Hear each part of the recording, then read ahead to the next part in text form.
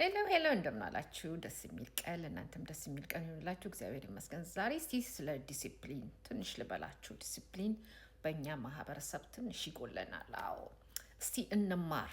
አሁን ሁሉ ነገር እየተቀየረ ነው። አዎ በጣም መጠንቀቅ አለብን።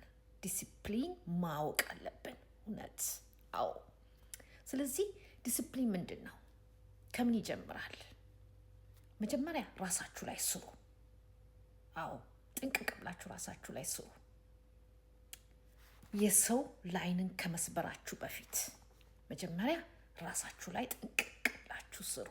100% ፕላስ ብታረጉ ጥሩ ነው። ሁለተኛ የማታውቁትን ሰው ወይም ደግሞ በቃ በሶሻል ሚዲያ ላይ ያያችሁትን ሰው ዝም ብላችሁ በድፍረት ላይኑን ለመስበር አትሞክሩ። ላይን ሚንስ መደወል፣ የማያስፈልጉ ነገሮችን መጻፍ ዋጋ ያስከፍላችኋል። አዎ ማንነታችሁን ያወጣዋል። ኦኬ ስነ ስርዓት ወይም ዲሲፕሊን ያ ነው። ኦኬ ራሳችሁ ላይ መጀመሪያ ራሳችሁ ላይ ስሩ። ልክ ስትሰሩ ራሳችሁ ላይ በሂደት ዲሲፕሊን ምን እንደሆነ ትማራላችሁ።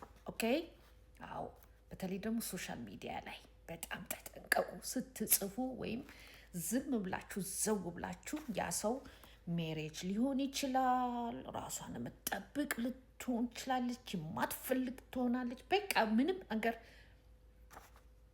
ሺዝ ክሎዝ ራይት። ዝም ብላችሁ በድፍረት የምትደውሉ የሰውን ላይን የምትሰብሩ በጣም ተጠንቀቁ። አይሆፕ ይጠቅማቸዋል ብዬ ገምታለሁ። ኦኬ ባይ